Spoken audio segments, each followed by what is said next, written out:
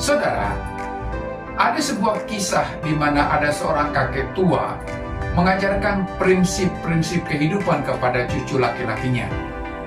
Si kakek tua yang bijaksana itu berkata, "Cucuku, dalam diri setiap orang ada suatu peperangan yang sedang mengamuk antara dua serigala.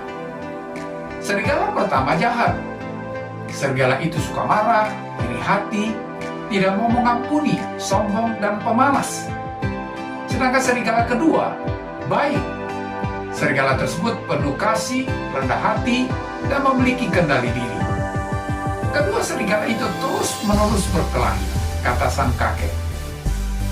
Lalu anak laki-laki kecil itu berpikir, dan kemudian berkata, "Kakek, serigala yang manakah yang akan menang?"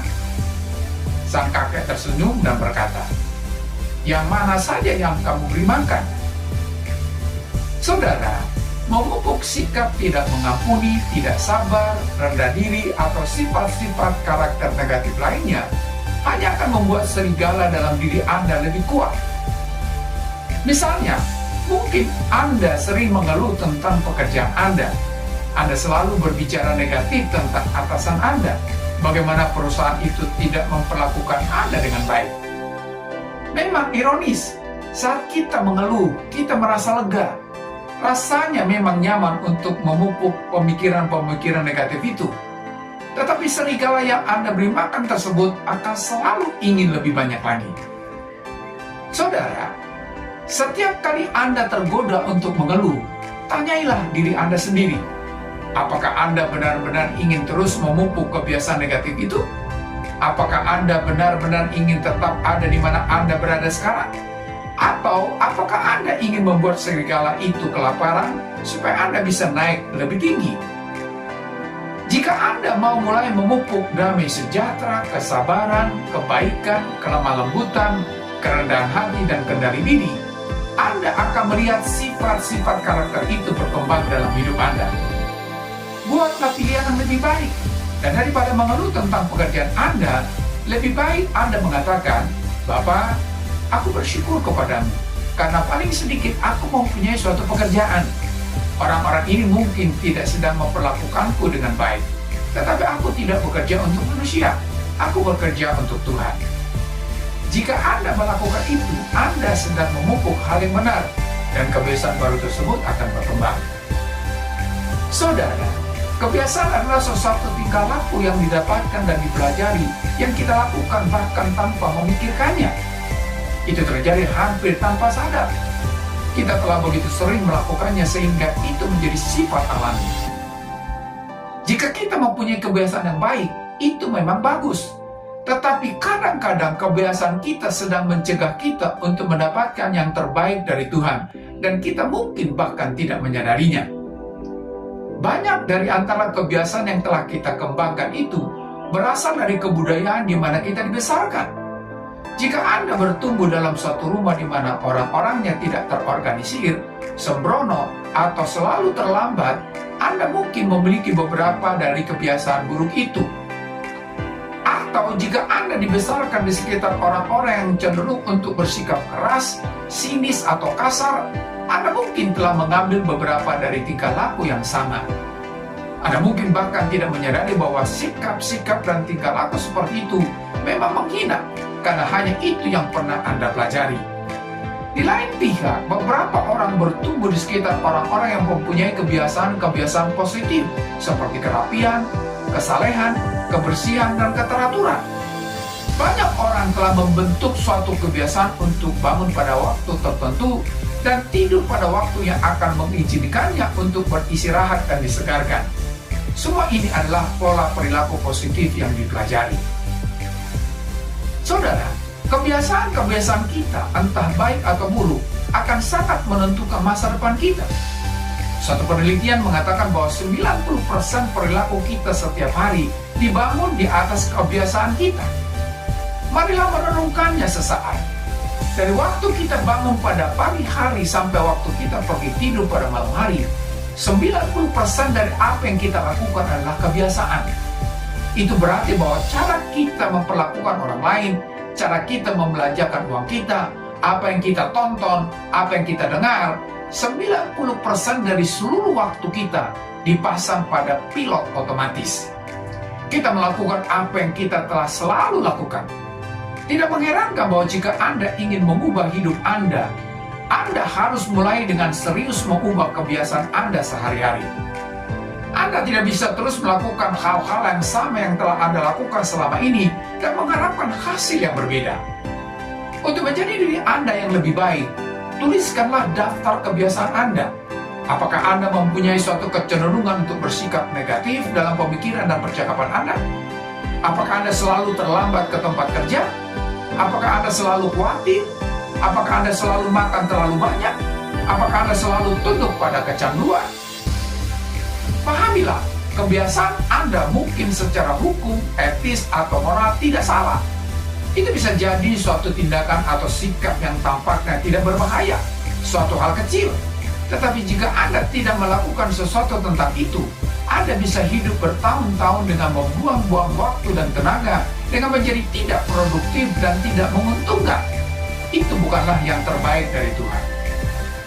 Saudara, kabar baiknya adalah bahwa Anda bisa berubah. Anda bisa mengembangkan kebiasaan yang lebih baik. Sebagian besar penelitian tentang kebiasaan mengindikasikan bahwa suatu kebiasaan bisa dipatahkan dalam waktu 6 minggu. Beberapa penelitian memberitahukan kita bahwa Anda bisa mematahkan suatu kebiasaan hanya dalam 21 hari. Pikirkanlah itu. Jika Anda mau mendisiplin diri Anda sendiri selama sebulan atau lebih dan mau menanggung rasa sakit perubahan, Anda bisa menyingkirkan perilaku negatif dari diri Anda sendiri, membentuk kebiasaan yang sehat, dan naik ke suatu tingkat kebebasan pribadi yang baru. Saudara, Rasul Paulus dalam 1 Korintus 6 ayat yang ke-12 berkata, "Segala sesuatu halal bagiku, tetapi bukan semuanya berguna. Segala sesuatu halal bagiku, tetapi aku tidak membiarkan diriku diperhamba oleh suatu apapun." Perhatikanlah, pada dasarnya Paulus ingin mengatakan bahwa aku akan menyingkirkan apa yang tidak menguntungkan atau tidak produktif dari hidupku. Aku tidak akan ada di bawah kendali kebiasaan buruk apapun. Itu adalah sesuatu yang lumrah bahwa orang-orang bisa berhasil mengembangkan kebiasaan yang lebih baik. Itulah sebabnya para pegolf berlatih memukul bola hampir setiap hari. Beberapa pegolf profesional berlatih memukul bola sebanyak 500 sampai 1000 kali setiap hari saat mereka tidak bertanding dalam turnamen. Mereka bekerja selama berjam-jam untuk mengulangi ayunan golf mereka sehingga mereka bisa melakukannya bahkan tanpa memikirkannya. Kemudian saat mereka masuk ke dalam turnamen di bawah tekanan yang besar, tubuh mereka menampilkan ayunan yang benar hampir secara otomatis. Tidak mengherankan para pegolf itu memang berhasil. Mereka membentuk kebiasaan-kebiasaan yang berhasil. Saudara, jika Anda mempunyai suatu kebiasaan buruk untuk tidak tiba di tempat kerja pada waktunya, ubahlah perilaku itu. Orang-orang yang maju dalam hidupnya biasanya tepat waktu. Bangunlah 15 menit lebih pagi pada hari-hari Anda harus pergi kerja, datang ke sekolah, atau pergi ke gereja. Rencanakanlah perjalanan Anda supaya Anda bisa tiba lebih dahulu dari yang seharusnya. Tetapkanlah suatu kebiasaan baru untuk tepat waktu. Jangan biarkan diri Anda sendiri terlambat. Ingatlah bahwa ketepatan waktu adalah suatu kebiasaan yang mudah dikembangkan. Saudara, kebiasaan kita menjadi bagian dari karakter kita. Jika Anda mengizinkan diri Anda untuk tidak terorganisir atau Anda selalu terlambat, itu menjadi suatu bagian dari siapa Anda sebenarnya. Jika Anda telah terbiasa untuk marah dan naik pitam, maka setiap kali Anda tidak mendapatkan sesuatu yang Anda inginkan, maka kebiasaan buruk itu akan menjadi bagian dari diri Anda juga. Langkah kebiasaan menuju perubahan adalah mengidentifikasi apakah yang menarik Anda untuk mundur. Identifikasikanlah kebiasaan-kebiasaan buruk apapun dan kemudian buatlah keputusan untuk melakukan sesuatu tentang itu. Sederhananya, berhentilah memupuk kebiasaan buruk itu. Dan Anda harus membuat kebiasaan buruk Anda tunduk dan mulai memupuk kebiasaan-kebiasaan baik Anda. Sering orang berkata, kebiasaan buruk memang mudah untuk dikembangkan, tetapi sukar untuk hidup bersamanya. Dengan kata lain, memang mudah untuk menyela dan bersikap kasar dengan mengatakan apapun yang Anda rasakan dan membuat komentar yang menyindir, memotong pembicaraan, dan sinis. Itu memang mudah, tetapi memang sukar untuk tinggal dalam satu rumah yang penuh pertikaian dan ketegangan. Memang mudah untuk menghabiskan uang yang kita tidak punyai dengan memakai kartu kredit kita. Memang sukar untuk hidup di bawah tekanan ketidakmampuan untuk membayar tagihan-tagihan kita. Memang mudah untuk menyerah pada godaan dan melakukan apapun yang kita rasakan. Memang sukar untuk hidup dalam belenggu dengan merasa bersalah dan terhukum.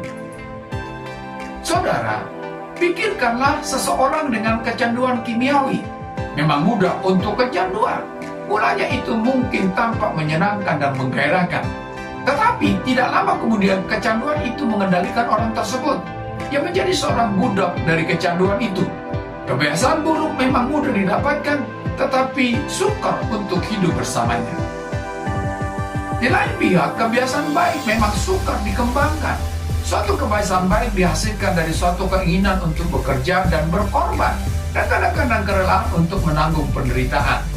Tetapi lebih mudah untuk hidup dengan kebiasaan baik. Misalnya, pada mulanya memang sukar untuk menahan lidah Anda dan mengabaikan suatu penghinaan saat seseorang mengkritik atau menghina Anda. Memang sukar pada mulanya untuk mengampuni, tetapi sangat menyenangkan untuk hidup bersama dalam sebuah rumah yang penuh damai sejahtera dan keharmonisan. Saudara, jika Anda mau untuk merasa tidak nyaman sementara waktu, supaya Anda bisa maju melampaui rasa sakit perubahan permulaan dalam waktu panjang, hidup Anda akan menjadi lebih baik. Rasa sakit tidak akan ada selamanya. Nyatanya, sekali Anda mengembangkan kebiasaan baru, rasa sakit itu akan hilang. Jika Anda mau maju melampaui rasa sakit permulaan itu, entah dibutuhkan waktu 1 minggu, 1 bulan, atau 1 tahun, akhirnya rasa sakit itu akan pergi, dan Anda tidak akan hanya jauh lebih menikmati kehidupan Anda, tetapi Anda akan hidup pada suatu tingkat yang lebih tinggi. Sampai di sini pertemuan kita kali ini, dan kita akan lanjutkan di lain kesempatan. Terima kasih.